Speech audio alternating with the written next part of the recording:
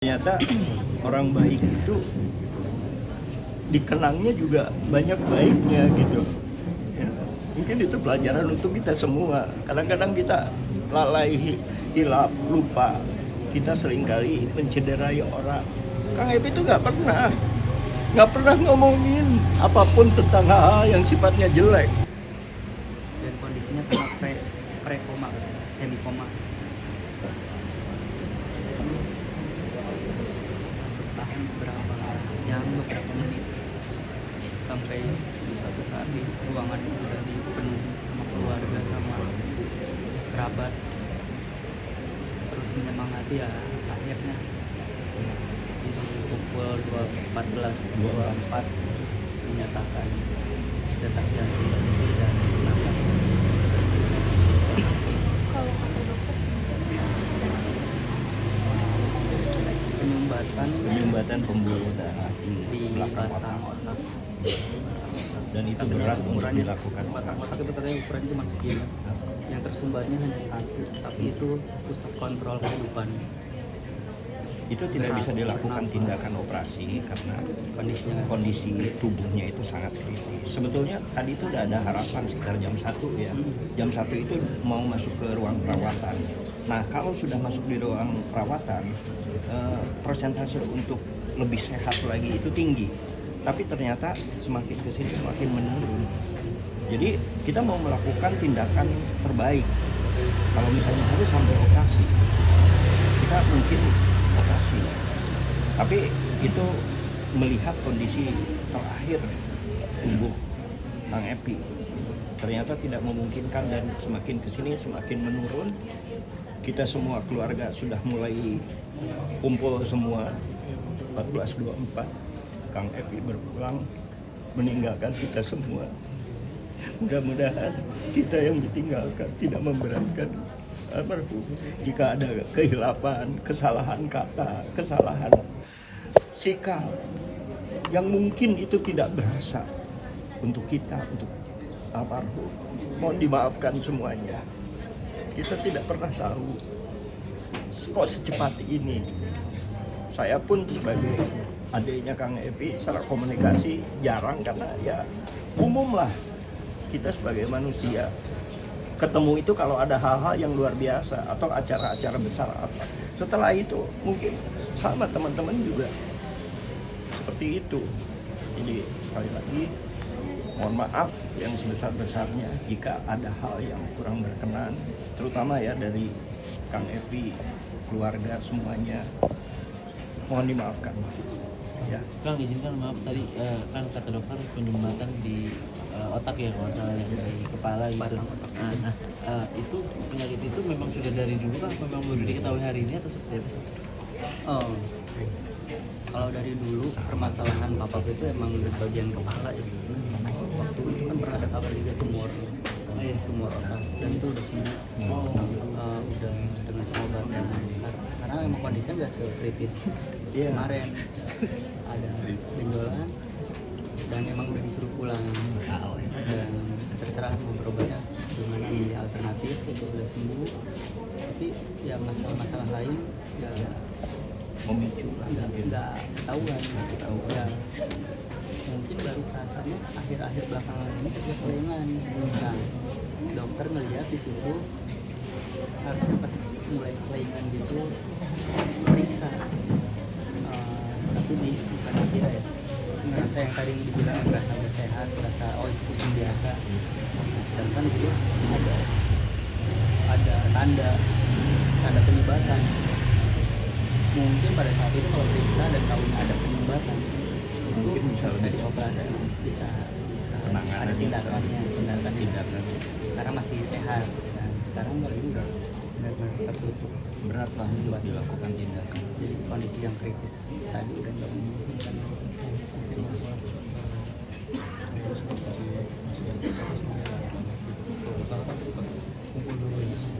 Sadar nggak sih Kang Epi? Oh, malam ya jam 1 itu. Anak-anaknya bukan anak-anak saya maksudnya. Itu kan anak-anak warung ya. Saya nggak tahu kalau itu, karena kemarin saya kebetulan kondisinya lagi di Jogja, ada acara, baru datang pagi tadi jam 6 dapat kabar itu, belum sempat pulang. masih dari jalan langsung ke Cawang untuk pulang ke rumah. Jadi kaget itu. Nah kalau dengar kalau tadi dengar masalah ngumpulin anak-anak itu emang karena kan beberapa hari kebelakang itu kan sempet pingsan. Akhirnya kan ya udah jangan beraktivitas yang berat-berat. Akhirnya istirahat di rumah. Nah katanya nggak tahu kenapa di malam itu pengen banget ke warung, terus tiba-tiba ngumpulin anak-anak warung ceramah. Maksudnya lebih niatnya kan pengen evaluasi. Yuk warung udah berjalan 3 bulan, kita ke depannya bagaimana gitulah, lebih ke arah situ. Nah, biasanya katanya kayak gini. Nah, pada saat itu yang pulang ada malam sampai rumah, nah, malam jam 1 itu baru tidur dan paginya. Kalau apa yang diomongin nggak tahu, soalnya nggak di tempat. Kan mungkin aku pernah ngomong soal wasiat mau dimakan di bener. Ya, pernah. Dan itu beliau sendiri yang minta dimakamkan di samping ibu di Garut. Jauh sebelum ibu meninggal juga. Tah di dieu pi kuburan keur ibu teh. Epi di dieu di sabelahna, itu kata-kata ibu.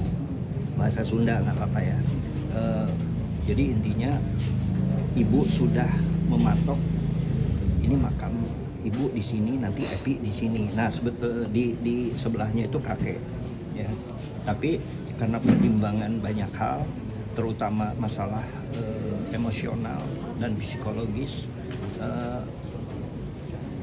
Karin nggak mau jauh Kang Epi dimakamkan. Tadi meminta secara khusus ke saya untuk mengikhlaskan Kang Epi dimakamkan di Jakarta. Pilihannya di Kampung Kandang atau di Jeruk Purut. Tadi Bang Boy ini adik angkatan di IKJ, sekaligus juga sahabat teman, sudah mendapatkan tempat untuk peristirahatan Kang Epi yang terakhir di Jeruk Purut. Kronologisnya mungkin Bang Boy untuk teknis juga seperti apa kira-kira untuk besok? Ya aku tadi datang ke rumah sakit, terus Kang Epi nggak ada, terus Bu Karin juga sempat ngomong katanya pengen dikuburin deket Bang Yayu, gurunya juga, abangnya juga kelasnya di IKJ, tapi kita hubungin TPU Kampung Kandang lagi penuh. Nah terus aku nyaranin gimana kalau misalnya di dekat Mas Ena kan salah satu gurunya juga deket banget sama almarhum Kang Epi.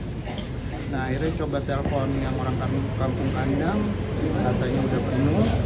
Dah subhanallah dia nyaranin seperti apa yang saya saranin di Jeruk Purut.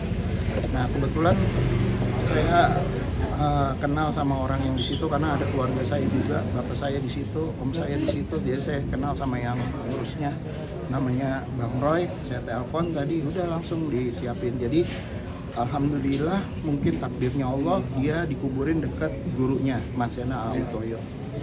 Gitu. Jadi besok tuh sebelum zuhur lah. Sebelum zuhur, alhamdulillah tempatnya udah ada siap, tinggal insya Allah jenazah masuk kita udah urus di Jeruk Purut yang di bawah tapi ya dekat pagi sore tuh di situ. Ya kalau masalah pemakaman itu selebihnya aku nggak ngerti ya keluarga aja. Kita juga sebetulnya untuk pemakaman menyesuaikan ya, karena ada mertua Kang Epi juga dalam perjalanan dari Ranau ke sini. Mudah-mudahan selisih waktunya tidak terlalu panjang dan kita memakamkannya selisihnya juga tidak terlalu jauh. Kira-kira seperti itu. Kemudian untuk malam ini kita berencana untuk tahlilan ya Boy. Tahlilan untuk internal saja, keluarga terdekat. Kemudian selanjutnya berturut-turut selama 3 hari saja ya. Kalau misalnya keluarga mau 7 hari, paling selebihnya keluarga aja. Iya. Kita pakai yang 3 hari. Iya. Insya Allah. Kang ini kan almarhum juga kan dikenal baik oleh teman-teman, apalagi sesama seniman juga. Gimana nih Kang, mungkin banyak yang mengenang sosok beliau gitu, banyak yang turut juga kehilangan. Mungkin dari Akang gimana sebagai saudara? Ya, saya rasa itu pelajaran hidup buat kita semua ya. Ternyata orang baik itu dikenangnya juga banyak baiknya gitu. Ya, mungkin itu pelajaran untuk kita semua. Kadang-kadang kita lalai, hilap, lupa. Kita seringkali mencederai orang. Kang Epi itu nggak pernah ngomongin apapun tentang hal yang sifatnya jelek. Ini contohnya, boy, secara angkatan jauh, tapi beliau bisa deket sampai ke angkatan terbaru. Kang Epi itu mengayomi dan dekat. Masya Allah, nanti kalau lagi seneng sepeda lama, sepeda ontel, beli sepeda ontel. Nanti kalau lagi demen pakaian oranye, dari bawah kaki sampai atas oranye semua. Itu Kang Epi nggak bakalan saya lupain. Dia yang pertama kali ngajak saya ngejok di IKJ. Kang Epi itu apa ya, penghibur yang baik. Nggak pernah ya yang kayak gitu-gitu sama kita nggak pernah gitu. Baik. Kalau lagi cerita, Kang, enaknya kita bikin gini-gini, langsung itu barang ada. Gitu. Karena mungkin menganut dari Mas Ena juga kali ya. Mungkin itu aja ya. Mungkin kita rencananya nanti diurus sama anaknya Mas Adi. Kita akan bikin acara mungkin di IKJ mengenang Epi Kusnandar. Tapi waktu dan tempatnya Belum tahu, Bapak. Tapi baru pembicaraan kecil aja di antara kita, keluarga, saudara dan teman-teman. Tapi akan ada acara itu, media juga nanti insya Allah kita bisa. Tapi ada permintaan terakhir mungkin wasiat yang atau Kepada keluarga atau ke anak-anak? Kalau wasiat kepada keluarga yaitu terutama masalah pemakaman. Kalau yang lain mungkin Damar yang bisa lebih jelas mungkin. Pak Ada Damar? wasiat terakhir dari Bapak. Atau percakapan terakhir sama ayah? Catatan terakhir paling.